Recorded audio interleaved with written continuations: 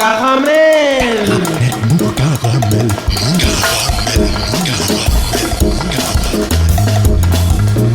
Caramel. Mou. Caramel. Caramel. Mou.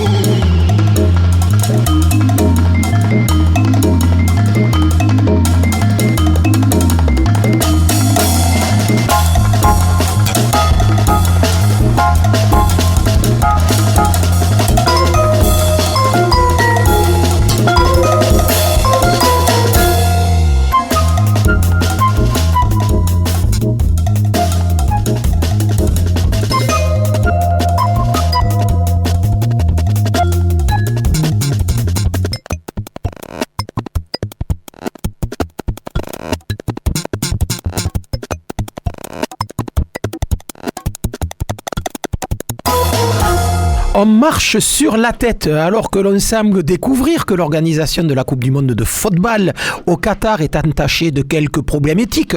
Un euphémisme, corruption pour obtenir son attribution en 2010, mise en quasi-esclavage des travailleurs immigrés construisant les infrastructures sportives dans cet émirat de la péninsule arabique, avec son lot astronomique de morts sur les chantiers, 6500 assure le journal britannique The Guardian le mois dernier, alors que soudain on se prend à se dire que décidément la nécessité de climatiser 7 stades sur 8, stades bien entendu en plein air, est sans doute un non-sens écologique, et en 2010 ça ne l'était pas déjà.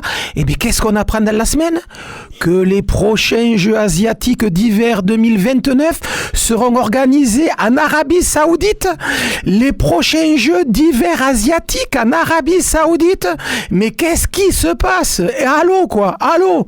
Et pendant ce temps, dans nos Alpes bien françaises, des militants écologistes viennent d'installer une nouvelle zone à défendre du côté de l'Aclusa pour empêcher la construction d'un lac artificiel. Construction qui nécessitera la déclaration d'utilité publique a été signée par le préfet de la Haute-Savoie le 19 septembre dernier, donc ça risque quand même de se construire, donc qui nécessitera, si ça se construit, l'artificialisation de 8 hectares de terre, c'est-à-dire 11 terrains de football, pour une retenue d'eau d'une capacité de 148 000 mètres cubes, située sur une crête du plateau de Beauregard, zone restée non aménagée, en bordure du domaine skiable de l'Aclusa, au-dessus d'une tourbière et à côté d'une zone classée Natura 2000. Le futur lac artificiel servira, nous dit-on, pour 1/3 à l'approvisionnement en eau de la population et aux besoins de l'agriculture, mais pour les 2/3 restants, pour la fabrication de neige artificielle, sans doute celle qui partira en Arabie Saoudite pour les futurs Jeux asiatiques d'hiver, dont neige artificielle, là prévue pour la station de ski l'Aclusa. Pour fabriquer de la neige artificielle, on rêve. Après l'été catastrophique de cette année et son manque d'eau récurrent dans l'Hexagone, Jupiter appelle ça préparer la transition écologique. Salut les filles, c'est Joe Kangourou pour un nouvel épisode de Caramel Mou, saison 34, réalisé par Marc Lazaro. Ce soir, on reçoit Julien Gasque, dont le 4e album, Rief, vient tout juste de sortir. On évoque le festival Toulouse les Orgues avec son directeur artistique Yves Rechtener, et puis Jean-Pierre Lérac, la caution morale et artistique de cette émission, nous parlera du prochain concert d'un pavé dans le jazz qui aura lieu mardi prochain, 11 octobre, au Théâtre du Pavé. Et là, il y a un jingle qui est lancé, mais aujourd'hui, on va s'en passer. Mais on commence tout de suite par la nouveauté de la semaine. Alors que le premier album de Minimal Orchestra va bientôt sortir dans quelques semaines ou quelques mois, viennent-ils d'écrire sur leur site il y a 15 jours. Oui, Julien Gasque ? Je croyais qu'il était sorti en 2009. Ah non. Là c'était le Minimal Orchestra, mais il faut attendre la fin de la chronique. C'était le Minimal Orchestra en duo. Maintenant, ils sont 5. Et c'est leur premier album qui sortira donc dans un mois. Ils étaient en trio à l'époque aussi. Ils ont été aussi en trio, mais leur en premier... 2005. Ouais, mais là c'est en quintet. Mais je vais finir la chronique, je vais l'expliquer tranquillement et pourquoi c'est la nouveauté de la semaine et tout ça. Mais oui, mais il vous faut venir plus souvent à Caramel Mou, vous aurez plein d'informations comme ça. Donc à quelques semaines de la sortie, et je le répète, du premier album de Minimal Orchestra, mais cette fois en quintet, puisqu'effectivement ce groupe existe depuis une bonne quinzaine d'années et ils ont eu une formule en trio, puis une formule en duo. Eh bien, il y a un premier single qui vient tout juste d'être publié en attendant cet album. Un single donc publié où il joue en duo. Du coup, j'ai presque oublié mes notes. Il va falloir que je m'y repère. Julien Gasque est un troublion de première. On pourrait presque dire même un escroc. Ça y est, j'ai retrouvé mes notes.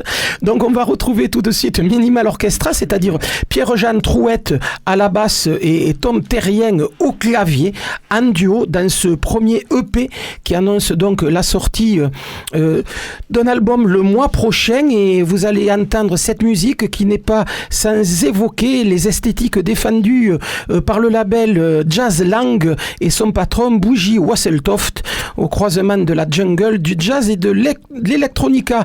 Minimal Orchestra Beat 2, single sorti fin septembre. C'est disponible sur toutes les plateformes de streaming et même sur celles de téléchargement. Minimal Orchestra Beat 2, c'est caramel mou et c'est tant mieux.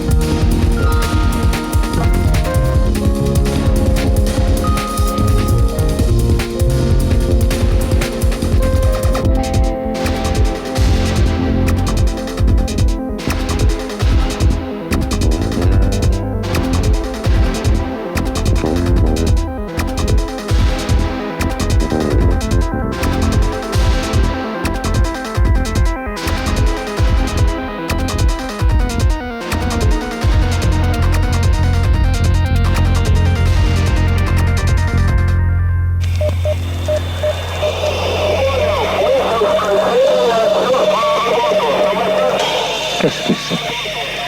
Caramel mou. Et ça, qu'est-ce que c'est? Cette voix dont l'accent triomphant perce à travers le grésillement de la radio. C'est Joe Congo ou pardon? Toujours Caramel Mou, toujours sur campus. Et là, on écoute tout de suite Jean-Pierre Lérac. Bonsoir Jean-Pierre. Bonsoir. Pour sa chronique de jazz bizarre. Et là, ça va être encore le cas. Pas vraiment, je suis pas tout à fait d'accord. Ben, je vais l'expliquer d'ailleurs. Ouais. Donc ce sera le deuxième concert du Pavé. Et donc ce sera le 11 octobre au Théâtre du Pavé. Et c'est un concert que nous organisons avec le Festival Jazz 631 qui a commencé avant-hier. Donc ça pour nous c'est très important, cette date avec Jazz 631. C'est la 4e année qu'on travaille avec eux. Et c'est important pour un truc qui paraît tout bête, en fait, c'est comme on croise les publics. C'est pas vain de dire ça. Et pour nous, c'est important parce que ça nous permet de casser un peu les cloisons et pour nous d'aller chercher un nouveau public. C'est vrai qu'il y a quand même ces cloisonnements. Bon, c'est vrai que les gens qui vont en Jazz 631, je veux pas faire caricaturer, faire le portrait type, mais en fait, c'est vrai que ce sont des gens ceux qui vont rechercher à Jazz 631, c'est quand même d'être avec des repères, quelque chose qui les rassure, qui soit proche quand même du jazz qu'on connaît, le jazz classique. Donc c'est quand même un peu le public qui fréquente Jazz 631, même si Jazz 631 présente des formes très actuelles du jazz, ça reste quand même souvent quelque chose de très consensuel et c'est bien, chaque année ils sont très contents d'ailleurs de faire ça avec nous. Il y a une petite parenthèse à un moment donné où on va un peu sur les sentiers un peu caillouteux à côté, et donc parce que le Pavé, nous on défend des musiques aventureuses et c'est quelque chose, bon voilà, on le revendique, mais c'est quelque chose qui fait peur à des gens à tort. Et je vais le prouver. Et donc voilà, cette date-là permet justement de casser un petit peu tout ça. On s'aperçoit, les gens ils peuvent venir voir des concerts. Finalement, c'est pas mal. Et qu'on retrouve le reste de l'année voilà. Dans Donc, la programmation d'un Pavé. Donc pour nous ça rentre complètement dans notre logique de programmation.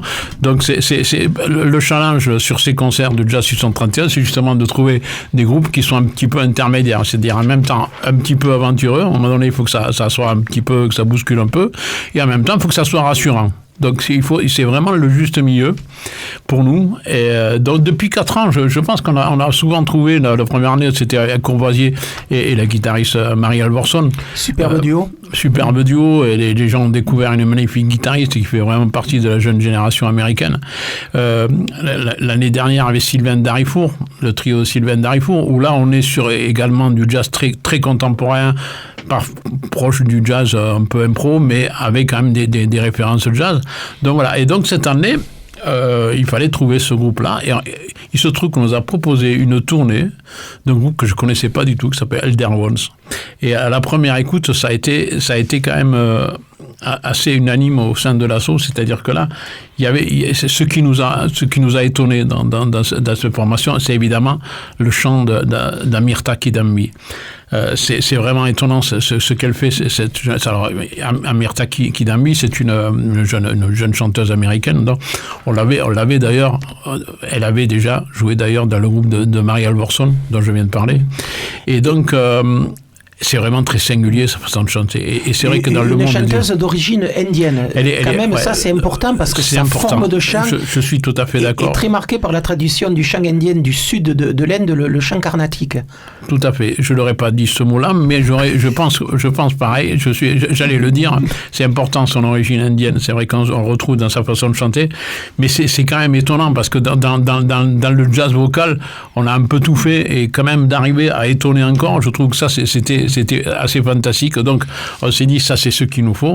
Alors en plus, bon, elle est très bien entourée. Les musiciens qui sont autour d'elle font partie aussi de cette jeune génération américaine. Il y a d'ailleurs en particulier Lester Saint-Louis qui est un contrebassiste, qui a été le contrebassiste. Il était violoncelliste d'ailleurs avec elle. Il jouait avec Jamie Branch. C'est l'occasion de dire 2 mots sur Jamie Branch, une magnifique trompettiste qui, j'emploie l'imparfait parce que elle faisait vraiment partie de ces jeunes talents. C'était un peu une figure de proue de ce jeune jazz américain. et nous a quittés il y a quelques mois de ça. Ça a été quand même un choc pour beaucoup de gens, parce qu'on voyait en elle vraiment quelqu'un d'important dans le jazz. C'était un trompettiste fantastique. Et donc, Jamie Blanc et Lester Saint-Louis, c'était son violoncelliste, et Jason Nazari, qui est le batteur d'Elder Ones, jouait également avec elle. Donc là, on a quand même une photo de ce qui se fait dans cette jeune génération. C'est des gens qui ont 30 ans, quoi. C'est des gens qui ont 30 ans, avec tous les héritages, tous les héritages de free, et également de rock, parce que le jazz, il s'est imprégné de ça à l'heure actuelle. Donc dans cette musique, qu'est-ce qu'on retrouve? On retrouve évidemment des accents free jazz, c'est un peu ça, c'est l'héritage Braxton, c'est de la musique improvisée, et ça pousse jusqu'à des moments très presque punk, quoi. Donc on est vraiment dans ces univers-là. Donc et en plus, petite cerise sur le gâteau, les textes, bon, pour ceux qui comprennent l'anglais, sont des textes très engagés. C'est vraiment sur les inégalités raciales aux États-Unis, parce qu'il y en a encore. Et donc là, il y a vraiment, en plus là-dessus, des textes très engagés. Donc voilà, je crois que j'ai fait à peu près le tour. J'espère que je vous ai donné envie. Est-ce que vous voyez encore une raison de pas venir voir ce concert? Il y a prêt même de venir, et simplement rappeler que Amitra Kandami est aussi, en plus d'être chanteuse, une joueuse d'harmonium. Elle joue pendant le concert, voilà. J'ai précisé. Et c'est vrai qu'elle joue d'une espèce d'harmonium à souffler, là aussi qui est un instrument de tradition indienne. Tout à fait. Et que ça rythme énormément également sa musique. Vous avez bien fait d'ajouter cette précision. Je vous en remercie. Et on va d'ailleurs écouter les sonorités de cet instrument dans le morceau qu'on a choisi pour illustrer un peu cet artiste. Le morceau a un titre génial, Eat the Rich, bouffer les riches. Ça doit être aussi un slogan politique. On est quand même dans le vrai. Là, on y est. Voilà, par le groupe Elder Ones, qu'on pourra écouter donc mardi prochain, 11 octobre, dans le cadre de Jazz sur son 31 au Théâtre du Pavé. C'était la chronique de Jean-Pierre Lérac, que l'on retrouvera dans une petite quinzaine de jours. Tout de suite, Elder Ones. Take apart the world, sell it off, piece by piece, and live forever and ever and ever.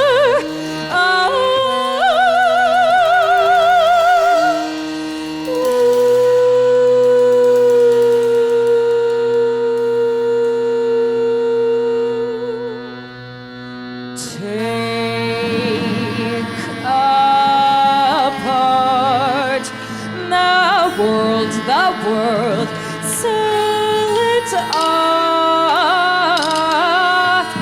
piece by piece, and live forever and ever and ever.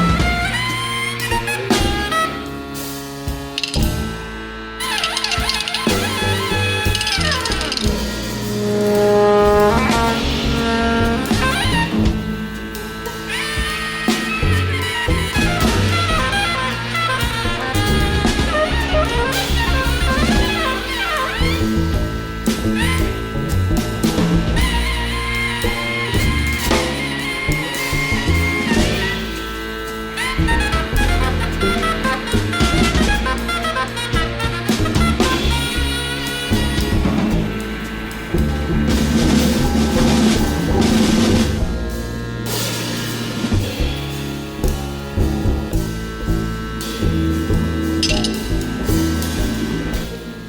totalement.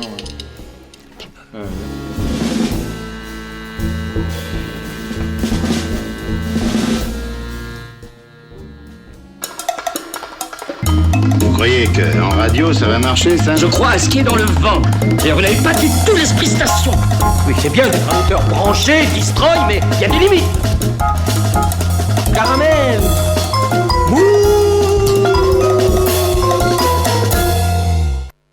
Bonsoir Julien Gasque. Et bonsoir. Il y a une petite semaine, vous nous offriez un concert vivant dans ce studio en utilisant le piano que l'on a installé ici même. Concert que l'on a pu écouter samedi dernier et qui est désormais disponible en podcast sur le site de la radio. Et on vous a demandé de revenir aujourd'hui pour parler un peu plus de cet album, Rief, sorti fin septembre et qui va vous occuper dans les prochains mois, ne serait-ce que pour essayer de le jouer. Vous nous direz peut-être les difficultés que vous avez en ce moment pour trouver des concerts et des gens qui acceptent de vous faire jouer. Mais c'est vrai que c'est une situation qui est assez générale dans le monde de la musique en ce moment. On dit souvent, Jean-Pierre peut le dire aussi de temps en temps ici, que le public a du mal à revenir dans les salles et que cela faisant, les difficultés continuent pour les artistes de trouver des engagements. Mais il n'y a pas que ça, il y a plein de choses. Les relations se sont durcies.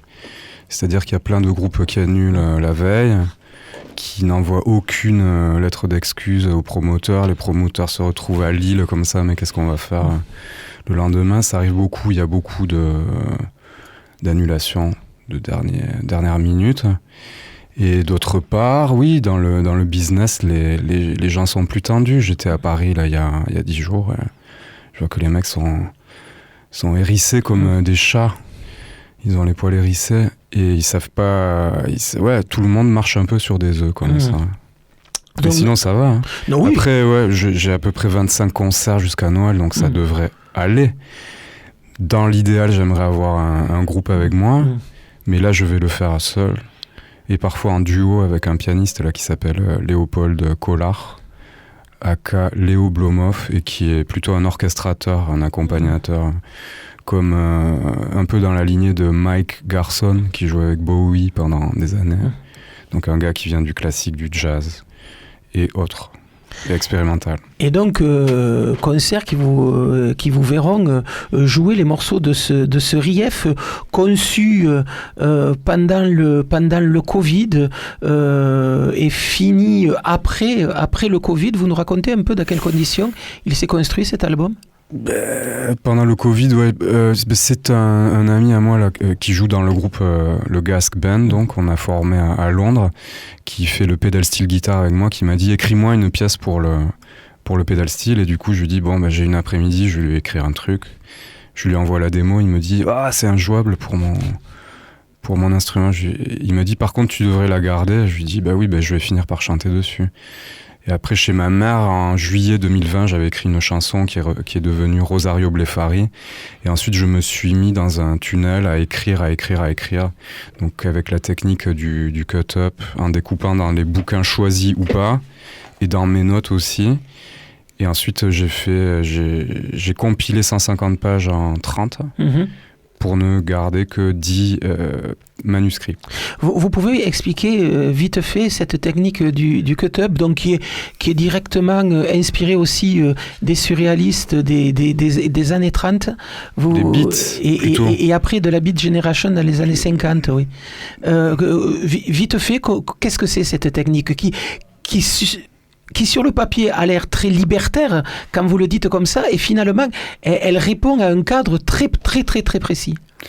C'est-à-dire que c'est toujours le même mode opératoire. On prend 4 bouts de livres ou de notes, et on les colle, on les juxtapose et on retranscrit ce qu'on est en train de lire.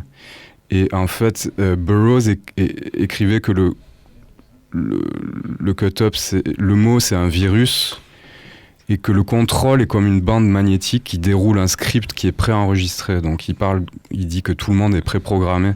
Donc lui, en déroulant et en décalant les textes, il arrive à créer une interzone où il y a une brisure dans la syntaxe, dans les mots, où on perd le sens commun et on tombe dans des polysémies, des champs de pensée qui sont singuliers et qui sortent justement, qui développent en quelque sorte une forme de marginalité. Qu'est-ce qu'il dit déjà ? Oui, voilà, à travers ce type d'écriture, en fait, il développe ses propres conduites déviantes. Donc, dans les chansons que j'essaie d'écrire, il y a de ça, il y a du vécu, et il y a aussi quelque chose qui n'est pas moi, qui ne relève pas de moi, et qui est une retranscription de ce que vient de donner de manière aléatoire cette technique du cut-up. Exact.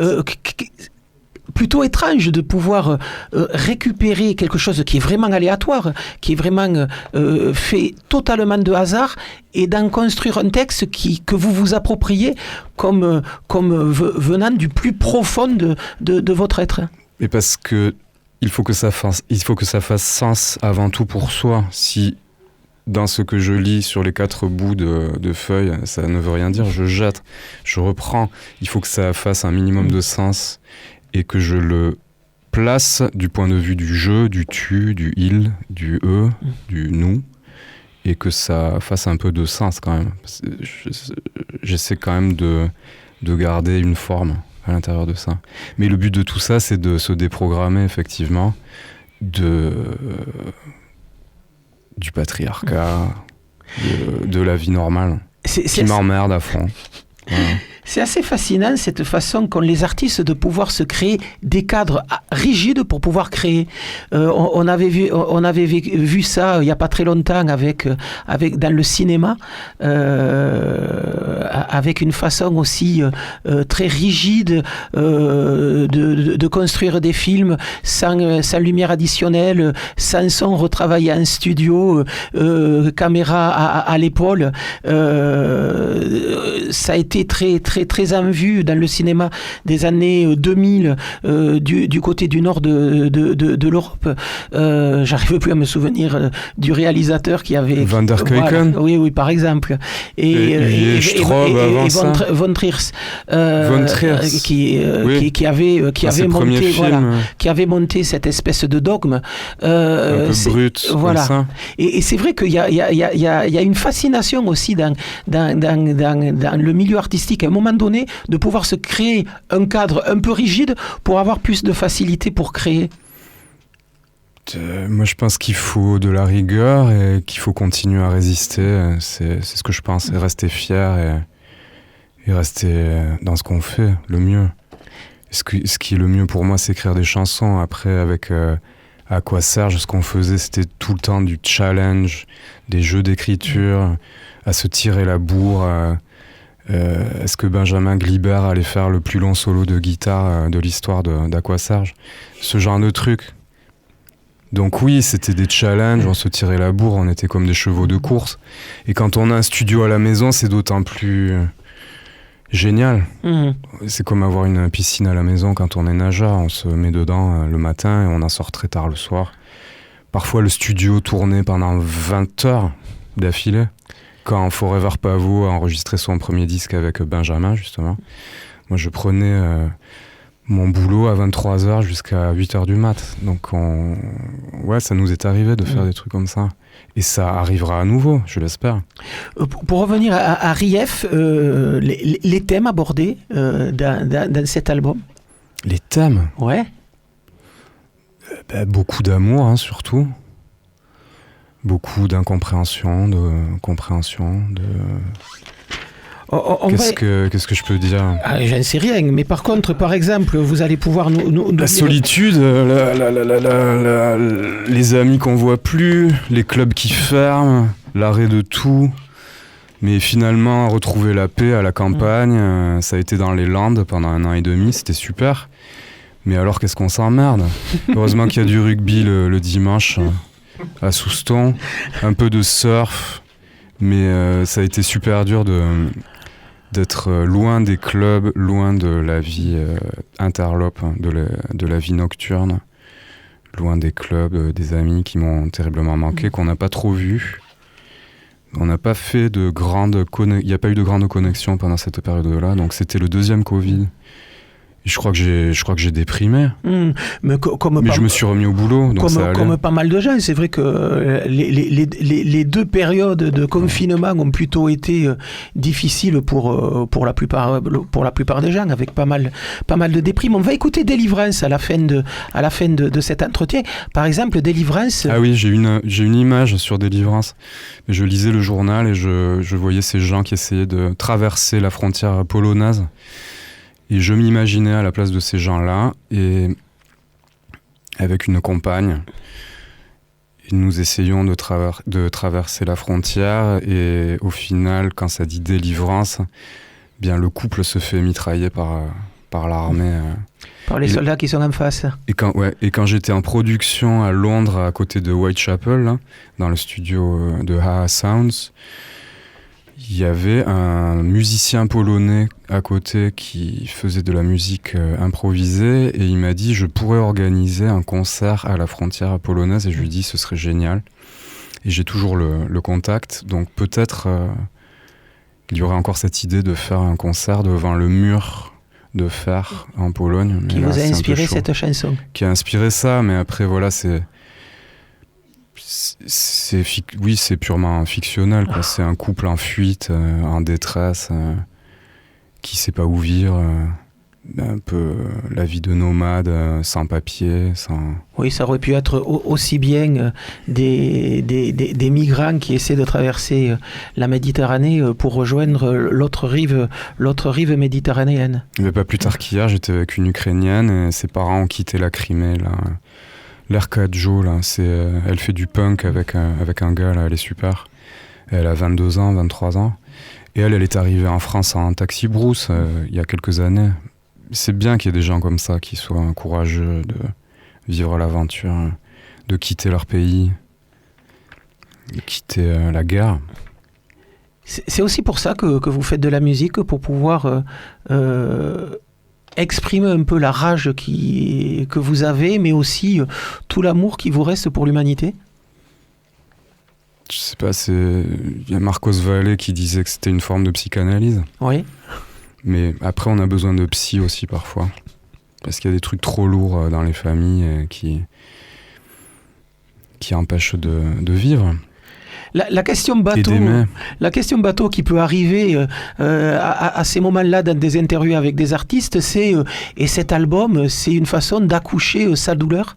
C'est une façon d'accoucher sa douleur, un album pareil. Mais pas que ça, c'est aussi de traduire beaucoup d'amour, je pense, qu'on n'arrive pas forcément à exprimer dans la vie normale.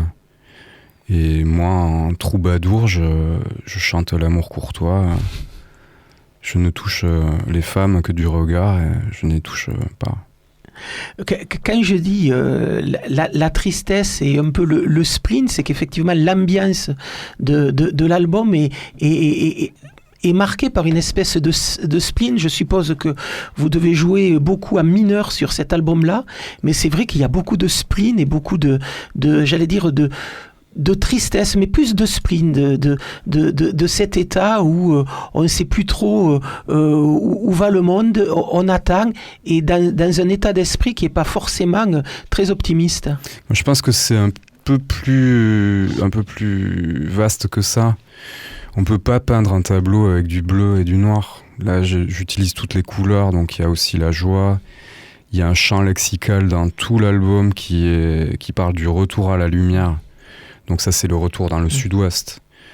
À Bruxelles, à Londres, à Manchester, on peut passer des semaines entières sans lumière. Il pleut tous les jours. il y a aussi un vaste panel d'émotions dans lequel on va naviguer dans ce disque. Le spleen, il est traduit par cet arrêt de tout, mais ça c'est un fait. Ensuite, moi je trouverais plutôt qu'il y a de la saudade comme au Brésil, c'est-à-dire une espèce de mélancolie joyeuse. C'est ça le spleen, c'est la mélancolie. Oui, d'accord, mais chez moi il y a de la joie aussi. Je suis pas un garçon totalement splénétique. J'ai beaucoup de joie, j'aime rigoler, j'aime les amis, j'aime être en société, j'aime mes amis, je suis vraiment un personnage social qui aime rire, qui aime les gens. Je suis pas juste un triste cire splénétique. Non, mais c'est pas du tout moi. J'aime aller au match de rugby, parler aux mecs. Et d'ailleurs, on a commencé. J'aime voir les racks depuis des années. On a commencé à en parler juste avant et on continuera à en parler après l'émission. Mais c'est vrai que un album ne caractérise pas non plus l'artiste dans sa totalité. Cet album-là, c'est sans doute votre état d'esprit à un moment donné. Et c'est pas pour autant qu'il vous reflète complètement. Mais c'est vrai que pour l'auditeur que je suis, je l'ai aussi ressenti comme ça. Oui. Mais il y a des gens qui me disent beaucoup ça. Oui, il y a ce côté mélancolique qui va avec la voix un peu molle. Et puis les arrangements, c'est vrai que... Mais après, je te dis que je suis beaucoup en joie. Et j'aime rire, et j'aime danser, et j'aime la vie. Voilà, je suis pas un crackhead, quoi. Je suis pas un fumeur de crack. J'ai pas tout abandonné. J'ai pas abandonné la vie. Vous avez surtout pas abandonné la musique, dont vous le disiez tout à l'heure. Il y a un certain nombre de concerts qui sont prévus. Vous allez repartir en tournée avec Stereolab, et après il y a aussi votre partie de concerts à vous, où vous allez un peu jouer les morceaux de ce Rief sur scène. Manque de peau pour le moment, pas de passage à Toulouse, hormis le 18 octobre, si je me souviens bien, avec Stereolab au Métronome. Le 28 octobre. Avec Nina Savary. Mais il n'y a pas un festival de Radio Campus en décembre ? Oui, mais pour le moment, ça n'est pas encore officiel. Donc il paraîtrait que vous joueriez pour un festival qui fêterait les 40 ans de Radio Campus en décembre, mais celui-là on ne l'a pas encore officialisé, au moins à l'antenne, mais il y a de très grandes chances, paraît-il. Le bruit court régulièrement dans ces couloirs que ça pourrait se faire. Je suis chaud. C'est parfait, donc il reste plus qu'à se mettre d'accord sur les conditions de ce passage-là. En tout cas, oui, comme fait les racks, un signal le chèque, c'est de conditions financières dont on parle. En tout cas, Julien Gasc, on va écouter tout de suite un extrait de cet album, dont Rief, en vous disant que dans le 28 octobre, on vous voit sur la scène du Métronome, en attendant de vous voir dans la fête des 40 ans de Radio Campus en décembre, mais on aura l'occasion d'en reparler. Vous jouez avec Stereolab, là vous jouez de la basse. Avec Nina Savary. Mais après je pars avec en première partie de Stereolab, donc je joue à Milan, enfin j'ouvre pour eux tout seul, je joue à Milan, à Rome, à Trento, Avellino, Munich, Berlin, Hambourg, Leipzig, Düsseldorf, et ensuite à la Gaieté Lyrique à Paris en première partie avec le fameux pianiste dont je vous parlais, Léo Blomoff, et ensuite on repart avec Nina Savary en Angleterre et en Écosse. Donc effectivement, il y a quelques concerts d'ici Noël. Et après, je joue le 10 décembre à Bruxelles aussi, dans un lieu qui s'appelle Un peu, chez des amis à moi, qui est un centre de beauté culturelle, donc centre à la fois d'exposition d'œuvres d'art et centre de concert de musique de chambre, plutôt. Bon. Si vous passez par Bruxelles, vous avez une soirée où vous savez quoi faire. Julien Gasc, merci en tout cas d'être repassé dans ces micro-campusiens et d'être passé dans Caramel Mou. Et on écoute tout de suite Délivrance, vous l'aurez compris, un morceau qui évoque l'histoire de ces réfugiés irakiens et syriens qui avaient été amenés par avion et par le gouvernement bélarusse devant la frontière de Pologne en disant « Et maintenant mes cocos, démerdez-vous et si vous passez pas la frontière, on vous flingue ». Ça s'est passé cet hiver, juste un peu avant que la guerre commence entre l'Ukraine et la Russie. Tout de suite, Délivrance, Julien Gasc. Super. Là, il est venu nous envelopper. J'ai un nouveau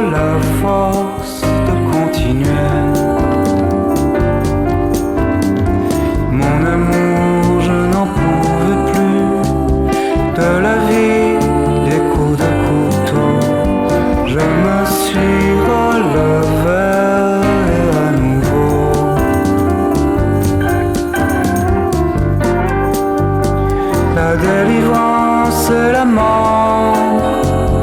Dans la file, nous attendons notre tour. Mon amour, le soleil est là. Il se couche, vient de bonne heure. Mon fort intérieur est enluminé. Mon amour, la nature est là. Elle est venue pour nous caresser. Je ne suis plus celui que j'étais.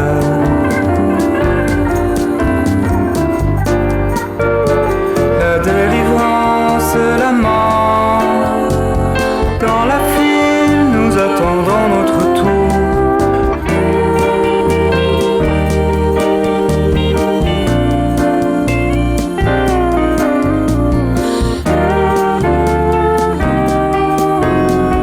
Mon amour, nous sommes heureux. Ça les dérange, ce n'est pas grave. La rumeur est en train de se dissiper. Mon amour lance le hasard. Il a plaisir à mesurer l'effroi de la foule quand vient l'orage.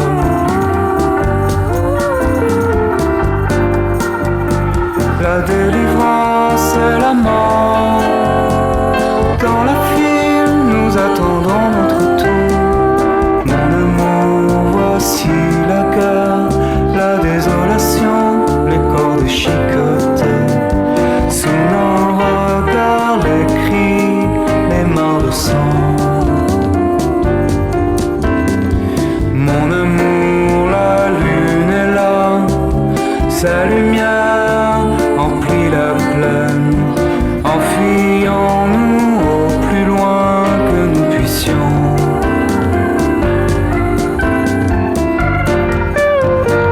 La délivrance et la mort.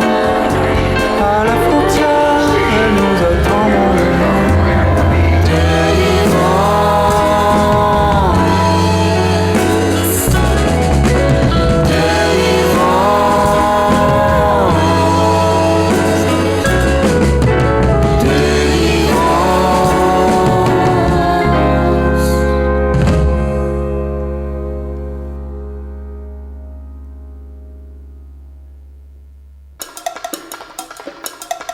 Je me suis vraiment sentie au théâtre. Je veux dire, dans le bon sens du terme. Je jouais. Et puis, des amis, quoi. Je suis actrice, comme Ariel Dombal. Enfin, moi je veux bien, mais j'aimerais savoir où va le personnage.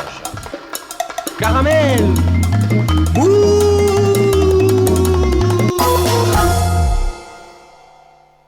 Yves Rechtener. Bonsoir. Vous êtes le directeur artistique du festival Toulouse Les Orgues, une 27e édition qui a commencé ce mardi, 4 octobre, et que vous placez cette année sous le signe du rêve. En quoi justement l'orgue est-il une machine à rêve, et qui est-ce encore qu'il fait rêver, cet instrument majestueux ? Alors, cette idée de rêve, elle m'est venue en fait pour deux aspects. Le premier, en fait, c'est qu'on inaugure un orgue un peu particulier, l'orgue L'Explorateur, qui est un orgue très innovant. Donc, en fait, quand on fait le design d'un nouvel instrument, on rêve de sonorités qui n'existent que beaucoup plus tard, et c'est en partie ça le rêve lié à l'orgue. Et puis en fait, l'orgue, ça reste quand même juste un instrument, c'est-à-dire un outil pour faire de la musique. Donc dans ce festival, il y a pas mal de rêves de création, c'est-à-dire qu'il y a pas mal de musiciens qui vont venir ici de faire des premières, créer ou improviser, et ce, comme vous le savez, vous avez maintenant l'habitude de Toulouse Les Orgues, dans plein de créneaux musicaux différents. On y reviendra peut-être tout à l'heure. Oui. On va peut-être revenir sur ce qui paraît le plus singulier dans ce festival, c'est ce nouvel instrument, puisqu'il s'agit de cela, donc un orgue, mais un orgue transportable qui fait quand même une petite tonne. Donc ça veut dire qu'il y aura besoin d'une grosse camionnette pour pouvoir le transporter, mais qui devrait permettre, lorsqu'il sera complètement terminé, de pouvoir faire écouter des œuvres pour orgue ailleurs que dans des églises. C'était ça le but du jeu dans cet instrument tel que vous avez pu l'imaginer et le penser ? Exactement, parce que le festival a un tel rayonnement et a une telle variété de projets qu'on se trouve quelquefois face à des lieux qui ne peuvent pas permettre d'accueillir les différentes propositions artistiques. Et cet orgue, qui est donc transportable, peut s'installer littéralement, on va dire n'importe où, on pourrait dire. Et donc l'idée, c'est justement de pouvoir le mettre dans plein de projets différents. Et c'est pour nous, en tout cas à Toulouse les Orgues, c'est vraiment un nouveau chapitre. C'est-à-dire que ça nous ouvre des nouvelles possibilités. De quel style? Aller jouer dans des salles polyvalentes, aller jouer à l'extérieur de Toulouse, exporter le festival dans le département? C'est de ça dont on parle? Absolument. Pour moi, qui est vraiment réfléchi à ce projet, on va dire, je le pense essentiellement à l'échelle régionale, pour des raisons pratiques de transport. Parce que, comme vous l'avez dit, ça pèse quand même plus d'1 tonne, donc ça met un certain temps à être installé, ça met un certain temps à être désinstallé. Et puis après, on sait aussi aujourd'hui que déplacer des gros volumes, ça coûte en énergie. Donc, c'est peut-être pas raisonnable de transporter un orgue et de l'envoyer à l'autre côté de l'Europe. C'est pas techniquement possible, mais peut-être pas souhaitable. Et donc, cet orgue, oui, c'est un instrument qui permettra de faire de la musique avec orgue dans des églises qui n'en ont pas, dans des salles de concert. On peut penser à la Halle au Grain, par exemple, plus proche de Toulouse, et finalement dans n'importe quel lieu qui pourra le souhaiter. Vous aviez déjà tenté quelque chose comme cela l'année dernière au Théâtre des Mazades, avec l'installation d'un orgue portatif, mais qui était constitué de plein de morceaux qui étaient éparpillés sur la scène. C'est vrai que cette histoire aussi de comment faire évoluer l'instrument est un peu au centre de ce festival depuis quelque temps. Oui, et d'ailleurs, cet orgue que vous aviez entendu au Mazades, c'est exactement le principe du nouvel instrument qui va arriver à Toulouse. Le fonctionnement et la disposition sur scène est à peu près la même. Simplement, l'instrument toulousain aura 1 ou 2 innovations technologiques liées au contrôle du vent, et ça rendra le son un peu plus souple et encore un peu plus original, on va dire. Mais l'idée, elle est là. Pour le faire de manière technique, dans un orgue classique, il y a un clapet qui envoie le vent, le souffle. Soit c'est fermé et ça passe pas, soit c'est ouvert et ça passe. Dans l'instrument que vous avez imaginé et qui est fabriqué, vous nous parlerez du facteur d'orgue qui fait cet instrument. Dans l'instrument que vous avez imaginé, il y aura une membrane qui va permettre de pouvoir un peu moduler le souffle et donc moduler le son. Exactement. C'est vraiment une invention de quelqu'un qui a été déterminant pour la concrétisation de ce projet, c'est Tony Decap. Et d'ailleurs, de façon très étonnante, ce n'est pas un facteur d'orgue classique qui fabrique des orgues dans les églises, mais c'est quelqu'un qui est issu d'une famille qui a fabriqué tous les orgues automatiques des salles de bal et des bars en Flandre. Donc il est flamand, il est belge, Tony Decap, et la famille Decap, depuis 3 générations, construit donc des orgues automatiques, des orgues à rouleau, pour les salles de bal. Et c'est quelqu'un qui ne fait depuis très longtemps ne fait plus des instruments pour danser, parce qu'évidemment la société a changé depuis 1940. Depuis il y a eu le MP3 voilà.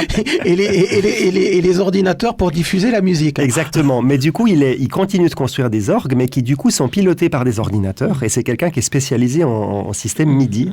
Et donc en fait, il était ravi d'essayer de faire un instrument pour moi, parce que mon orgue sera bien sûr joué par des claviers. Ça reste un orgue classique avec des vrais tuyaux qui viennent d'orgues d'église. Mais derrière, il y a quand même un système MIDI assez élaboré qui permettra de faire des choses plutôt fun.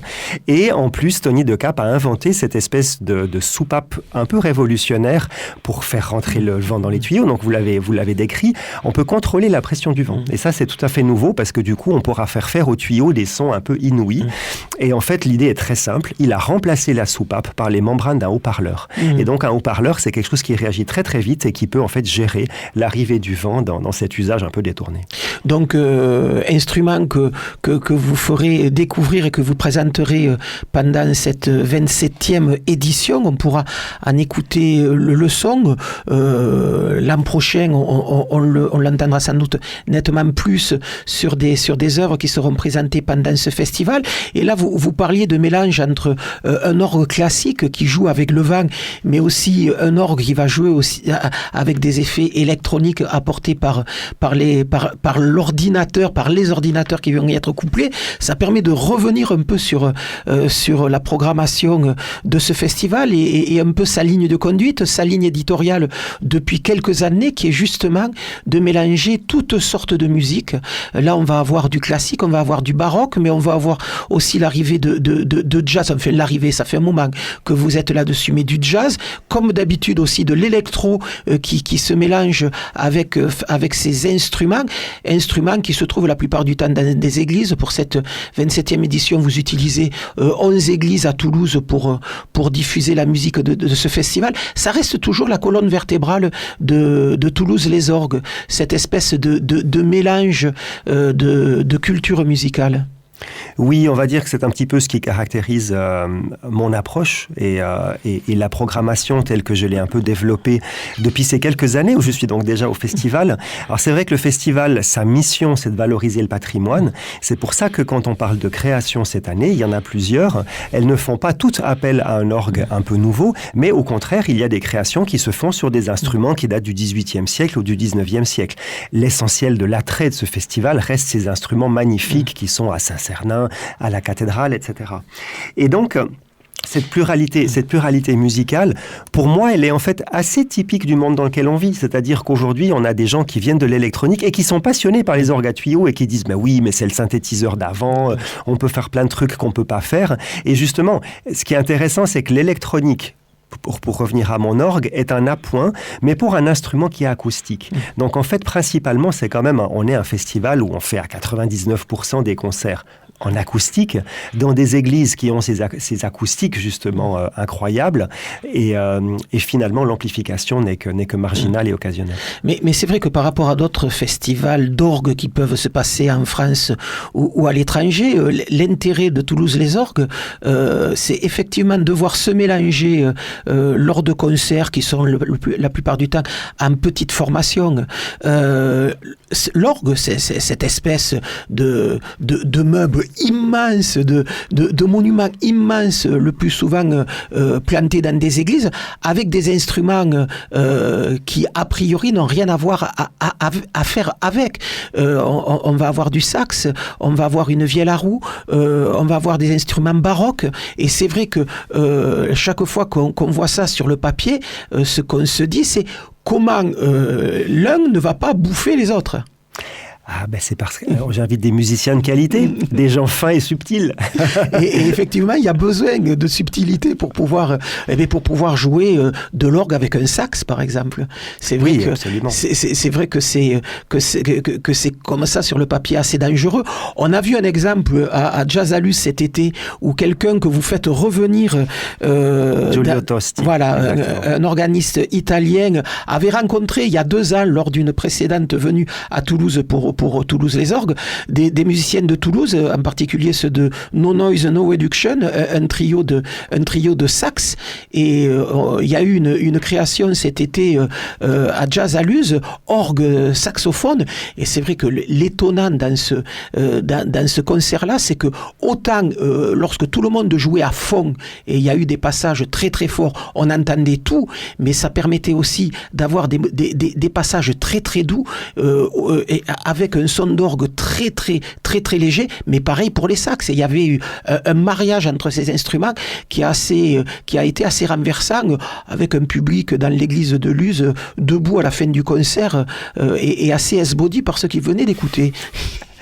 Oui, non, mais moi, je suis convaincu que l'orgue n'a pas dit son dernier mot, et parce que c'est une formidable machine à son, que c'est une boîte à jouer de sonorités incroyablement diverses, et qui aussi, quand même, moi, je suis attaché à ça. L'orgue, c'est vrai que c'est du patrimoine, mais c'est toute une histoire, et puis c'est aussi toute la beauté des gens qui ont construit ces instruments, qui sont des instruments qui mettaient souvent 2 à 3 ans à être construits, avec une machinerie incroyable à l'intérieur. Moi, chaque fois que j'ouvre les entrailles de l'orgue et que je montre ça aux journées du patrimoine, je l'ai encore fait il y a 10 jours, mais les gens, ils sont le cul par terre parce qu'ils imaginent pas ce qu'il y a derrière un orgue. Moi, je dis toujours, vous voyez combien de tuyaux là devant vous, les gars? 30 tout. Bon, il y en a combien derrière? 1250. Ah ouais. Puis vous avez vu la mécanique? C'est ça, mais c'est fou, etc. Donc, l'orgue, c'est une machine quand même. On disait une machine à faire rêver, mais c'est un objet complètement improbable. C'est un objet de technologie complètement folle dingue. Je trouve d'ailleurs, c'est intéressant, l'orgue comme type d'instrument, c'est un instrument beaucoup plus complexe que tous les autres, typique en fait du génie occidental. On n'en parle pas trop, mais finalement on est quand même une des civilisations, pour le meilleur et pour le pire, qui avons développé des machines ahurissantes. Et l'orgue, c'est une machine très ancienne, ça remonte au grec ancien, et finalement ça s'est développé depuis le Moyen-Âge, et c'est déjà d'une complexité folle. Et moi, je suis un peu comme un gamin devant ça, en disant chaque fois, mais c'est quand même assez incroyable. Ouais, il faut se souvenir, après l'incendie de Notre-Dame à Paris, le nombre de mois qu'il a fallu pour désosser et démonter l'orgue pour aller le nettoyer, il en faudra autant pour le remonter. Mais oui, c'est colossal. Tout est excessif dans l'orgue, la taille, le temps que ça met à être entretenu, à accorder et tout ça. Mais justement, quelque part, on aime bien de temps en temps être dans l'excès, même si on est dans une période où on est rentré dans la sobriété. Mais allez, soyons fous, parlons d'excès quand on fait de l'orgue. Donc, cette programmation qui, chaque année, met sur le devant de la scène de jeunes organistes. Et c'est vrai qu'on est toujours étonné de voir des musiciens jeunes jouer sur cet instrument millénaire. On a cette image de l'orgue avec des vieux musiciens qui se cachent derrière les tuyaux. C'est vrai qu'il y a énormément de musiciens jeunes qui choisissent l'orgue comme vecteur de leur art. Oui, c'est pour moi la preuve que justement l'instrument exerce toujours son pouvoir de fascination. Après, effectivement, je le disais récemment à une collègue, je pense qu'on vit encore une période assez fascinante où le niveau des jeunes dans les conservatoires supérieurs est stratosphérique. Je pense que le niveau des classes d'orgue n'a jamais été aussi bon. Pourtant, il faut quand même l'avouer, la fréquentation globale des classes en classique, elle a tendance à baisser. On ne peut pas se leurrer. Le nombre de jeunes qui pratiquent un instrument dans le domaine du classique a quand même tendance à baisser. Mais pour l'instant, la qualité ne se ressent pas et on a des personnalités magnifiques, des gens très très doués. Et donc, c'est aussi pour ça que j'ouvre un peu le champ du classique. C'est parce que je pense que l'évolution, elle est ce qu'elle est. On ne peut pas aller contre des phénomènes de société.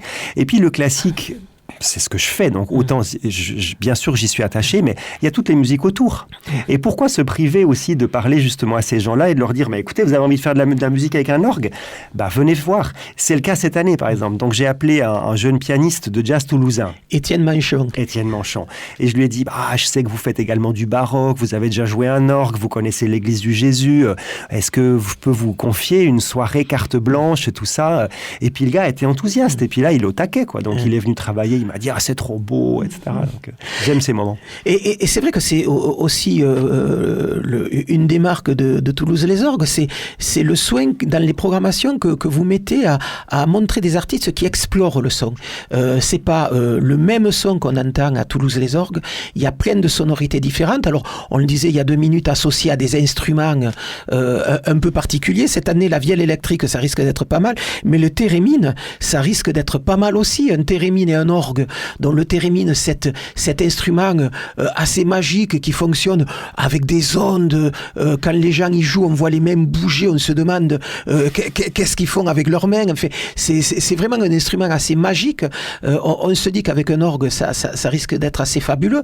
Donc vous avez ce travail autour du son qui est la marque de fabrique que vous continuez à développer. Et en même temps, vous parliez de classique, on va se retrouver avec des transcriptions pour orgue d'œuvres qui d'habitude sont jouées par des orchestres symphoniques. Là, j'ai noté le Casse-Noisette de Tchaïkovski, les planètes de Gustav Holst ou le Boléro de Ravel. On se dit quel est le fou qui s'est lancé dans la transcription d'œuvres comme ça pour l'adapter à un orgue. Oui, mais c'est justement le côté fascinant de notre époque, c'est qu'il y a un foison de propositions artistiques. Et donc, le concert orgue et thérémine, c'est la première fois qu'on aura ce duo improbable. Alors, le thérémine, c'est donc bien un instrument mélodique. J'en ai revu un hier et donc on m'a réexpliqué comment ça marchait, parce que j'avais un peu oublié. Donc, avec une main, la main gauche, vous contrôlez le volume. Donc, quand vous montez la main, c'est plus fort, ou quand vous descendez, c'est moins fort. Et avec la main droite, vous montez ou vous descendez la main pour la hauteur. Donc c'est un instrument. Ça, c'est la gamme. Voilà, ça glisse. Donc en fait, vous n'avez pas do, ré, mi, vous avez do, voilà. ça Il y a glisse plein de glissando là. Exactement. Et donc c'est un instrument qui a été très utilisé pour tous les génériques de films d'horreur, films fantastiques, etc. Donc tout le monde connaît le son du thérémine, mais personne n'a jamais vu un thérémine. Et c'est vrai que c'est fascinant à voir, c'est hypnotisant à voir jouer le thérémine. Parce que comme on contrôle des ondes magnétiques, on a les mains qui se baladent en l'air comme un espèce de magicien improbable comme ça. Non, c'est fantastique. Et donc pour les transcriptions, comment ça se passe ça ? Les transcriptions, finalement, c'est un art qui est très ancien. C'est-à-dire que les organistes et les claviers en général, les pianistes aussi, ont beaucoup transcrit d'œuvres qui étaient composées pour des plus grandes formations. Alors vous avez mentionné l'orchestre. Par exemple, au 19e siècle, Franz Liszt, qui était un grand virtuose du piano, il transcrivait des œuvres complètes de Berlioz pour le piano. Donc ça, c'est toujours fait. Les organistes ont toujours fait ça. Simplement, la transcription a eu des périodes plus ou moins à la mode. Donc dans les années 1980, on était plus prude, on trouvait que la transcription, c'était un peu un sous-genre. Et puis là, depuis les années 2000, c'est une explosion de transcription. Et en fait, ce qui est très sympa, parce que moi-même j'en fais beaucoup, c'est qu'on peut écrire les partitions pour notre propre usage. Donc en fait, les gens qui sont hyper virtuoses, ils font des transcriptions hyper virtuoses dont ils sont un peu presque les seuls à pouvoir jouer. Et puis après, on transcrit ce qu'on aime jouer. Moi, par exemple, j'ai beaucoup aimé jouer Jean-Philippe Rameau, le compositeur français pour opéra. Donc je continue d'en jouer beaucoup. Je joue aussi du rock progressif que je transcris pour orgue. Et puis après, j'ai justement mes collègues, Daniel Oyarzabal qui fera le concert de clôture. Lui, c'est un passionné d'orchestre, donc c'est lui qui a transcrit le boléro de Ravel, les planètes de Holst, etc. Et ils viennent à deux, ils viennent avec un percussionniste. Donc du coup, on a encore cette couche supplémentaire sonore. C'est vrai, le son, c'est fondamental, qui vient en fait se rajouter à la strate déjà riche de l'orgue. Souvent, dans les présentations que vous faites de Toulouse et les orgues, vous parlez d'école française de l'orgue. Cette année, on va écouter aussi l'école scandinave de l'orgue. Quand on parle d'école, il y a vraiment des différences entre la façon d'appréhender cet instrument selon les cultures musicales des pays en Europe ? Alors c'est une question très intéressante, je vais essayer de la développer en peu de temps. Si on parle strictement de la manière d'interpréter le répertoire, genre vous prenez un Français qui joue Bach, vous prenez un Suédois qui joue Bach, je suis pas sûr qu'à l'aveugle je ferai la différence. Mais par contre, c'est tout un ensemble de faits culturels. Donc par exemple, qu'est-ce qu'on peut dire de l'école française ? C'est qu'elle a une tradition de l'improvisation à nul autre pareil. Donc il y a vraiment une transmission de l'art d'improviser à l'orgue qui, en France, est exceptionnelle. Vraiment, je crois qu'il y a des pays où il n'y a rien d'équivalent. Et puis justement, alors cette fameuse nuit scandinave, eux, ils ont d'autres aspects culturels extrêmement intéressants. Proche finalement un peu de ma culture suisse, puisque je suis suisse à la base, c'est justement le fait de plus mélanger un peu les styles. Donc en fait, quand vous allez dans un pays nordique et que vous allez dans un conservatoire, vous avez vraiment la pratique du jazz, la pratique des musiques actuelles, la pratique du classique, tout ça, ça cohabite. Et comme ça cohabite souvent dans les mêmes murs, encore beaucoup plus qu'en France, c'est beaucoup plus décloisonné. Et donc vous avez des ensembles baroques qui jouent du Frank Zappa, vous avez des musiciens de musique actuelle qui récupèrent des thèmes de Bach, etc. Et donc en fait, il y a, je pense, une porosité des styles qui est plus grande. Et c'est aussi lié que c'est des plus petits pays. Donc, en fait, il y a moins le phénomène de spécialisation dans une esthétique où, en gros, quand vous faites quelque chose, vous ne faites que ça parce que vous ne pouvez pas faire autre chose.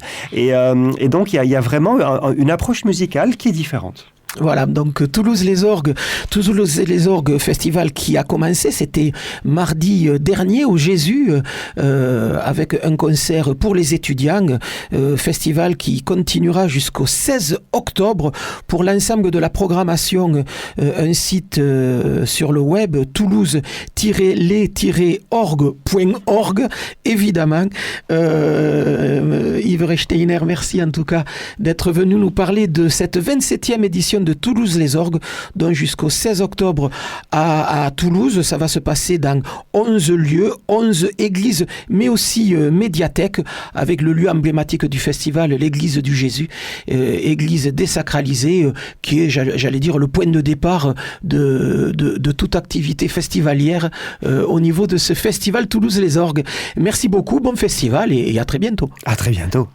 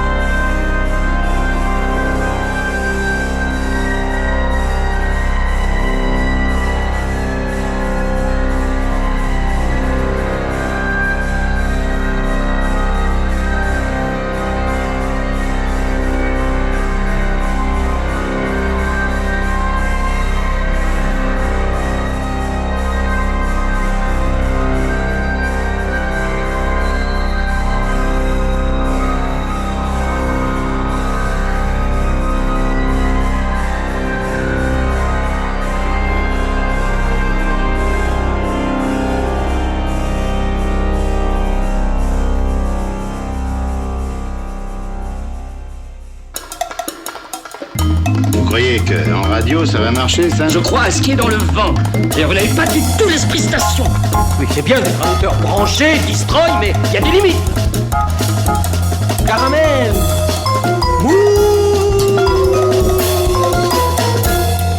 Voilà, on vient juste d'écouter Giulio Tosti avec Romain Baudouin. Giulio Tosti, un joueur d'orgue italien, et Romain Baudouin, un joueur de vielle à roue électrique, électronique. Il a tout fait avec cet instrument-là. Et donc, ces deux musiciens, on pourra les écouter jouer jeudi prochain, 13 octobre, à 22h30, à l'église du Jésus, dans le cadre des Nuits du Jésus. Toujours dans le cadre de ce festival Toulouse les Orgues. Et vous l'aurez compris, donc la saison des festivals vient de commencer avec cette semaine Toulouse les Orgues, on vient d'en parler, mais également déjà sur son 31 de festivals qui vont nous occuper pendant tout le week-end et pendant toute la semaine prochaine. Alors pour les concerts de ce soir du côté de Jazz sur son 31, mais ce soir il y a Anthony Joseph au pavillon République à 21h30, et puis la chanteuse Barbara Bouamra en trio à partir de 21h30 également à la salle Nougaro. De son côté, Toulouse les Orgues vous propose ce soir de découvrir le son de l'orgue de voyage et de l'explorateur, deux instruments portatifs. Yves Rechtener vient de parler largement de l'explorateur, cet instrument qui depuis un an est construit par un facteur d'orgue bruxellois et que l'on pourra écouter pour la première fois donc ce soir, mais également ce soir on pourra écouter Jean-Baptiste Monod qui assurera la première partie de cette soirée à l'orgue, et puis se succéderont devant cet orgue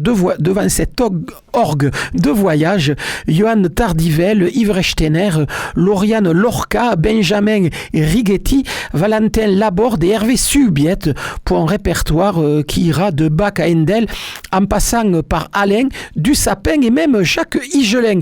À partir de 20h, là aussi, à l'église du Jésus. Ce soir, à la Candela, on peut écouter Casbah, un trio entre musique d'Europe de l'Est et trance tribal à 20h30, donc à la Candela. Au Rex, c'est plutôt ska, rock et reggae ce soir, dans un esprit franchement sudiste, avec deux groupes, troisième classe, puis Goula Masque à partir de 20h. Scène ouverte du côté du Connexion Live, scène ouverte hip-hop à partir de 20h. L'ensemble des hip-hopeurs qui viendront jouer sur la scène du Connexion Live arrivent avec leurs cassettes préenregistrées et ils toastent dessus. Donc ça se passe ce soir à partir de 20h au Connexion Live. Tribu Nougaro ce soir au Bijou, création sur le monde de Claude Nougaro. C'est pas un spectacle de reprise, ce spectacle-là, c'est au Bijou à partir de 21h30. À la Cavaroc, soirée punk rock avec à partir de 20h30 Input, suivi de La Guêpe écrasée et Onde de choc. On continue avec les concerts de la soirée. C'est reparti comme en 40, une quinzaine de concerts ce soir à Toulouse. Ce soir au théâtre du Fil à Plomb, La Femme Pavillon, un percussionniste et 3 souffleuses de cuivre. C'est absolument gigantesque cette formation. Je les ai vus hier, c'est vraiment assez incroyable. Le groupe Tangonella sera lui au Centre culturel Saint-Cyprien à partir de 20h30. Tangonella, c'est du tango a cappella et c'est le dernier concert qu'ils feront à Toulouse. Après, le groupe se sépare et part vers d'autres aventures. Aux Ogresse, avenue de Muret ce soir, Janela, un duo Julie Rousseau et Jorge Diaz, un duo guitare-voix pour des chansons du Portugal et d'Amérique latine à partir de 20h30. Ce soir au Taquin, Minor League, du jazz rock toulousain à partir de 21h.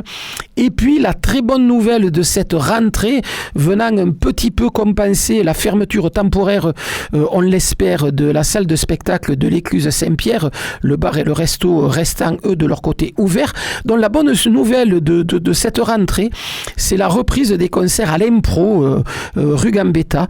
L'Impro qui ne faisait plus de concerts depuis le premier confinement, qui a décidé donc de reprendre en ce mois d'octobre. Ça recommence la semaine prochaine, avec vendredi prochain le disco funk à paillettes de Retro Fever. Et puis jeudi, c'est le premier concert de l'impro pour ce retour des concerts à l'impro. Jeudi soir, 13 octobre, on retrouvera Brazaboa, un groupe de samba de Toulouse. Brazaboa que l'on écoute tout de suite, Malandrou.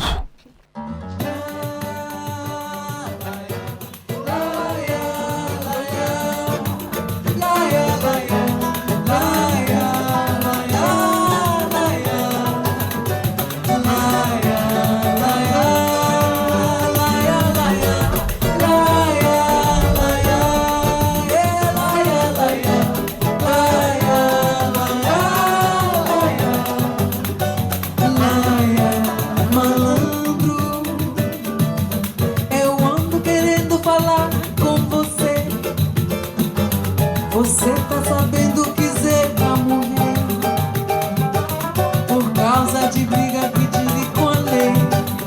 O malandro, eu sei que você nem se liga no fato de ser capoeira, moleque mulato, perdido no mundo, morrendo de amor.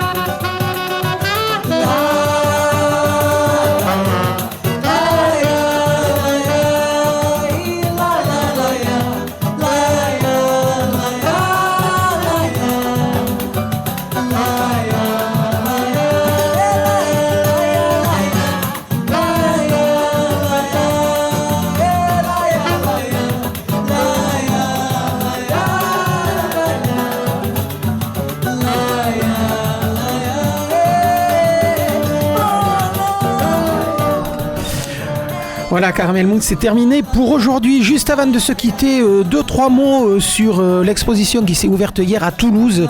Niki de Saint-Phal est aux abattoirs. L'exposition se centre surtout sur la période 1980-2000 de Nico de Saint-Phal, de Niki de Saint-Phal, la période où elle a commencé à imaginer ce que allait devenir le jardin des tarots, espace en plein air de ses créations absolument magnifiques au sud de la Toscane. Et puis également, on a droit à tout ce qu'elle a pu faire comme mobilier artistique, des miroirs, des fauteuils, des tables, des choses comme ça. Également, tout ce qu'elle a pu faire au moment de l'apparition du sida. Pas mal de ses amis sont morts d'ailleurs du sida dans ces années-là. On a droit à une superbe série de préservatifs aussi colorés que magnifiques.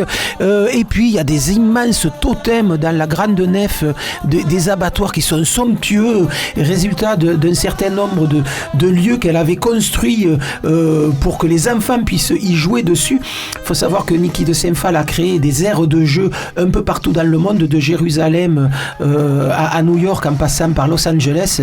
Je rêverais de pouvoir amener mon petit-fils faire du toboggan dans un de ces dragons magnifiques, complètement constellés de petits éclats de miroirs qui renvoient la lumière partout. C'est absolument magnifique. Ça a lieu, cette exposition, jusqu'au début mars.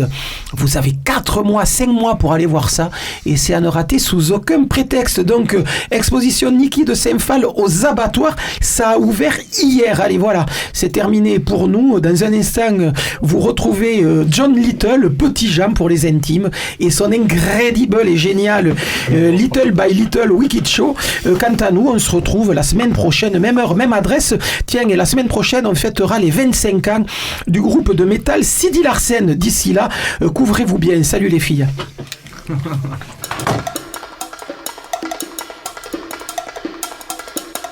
Caramel.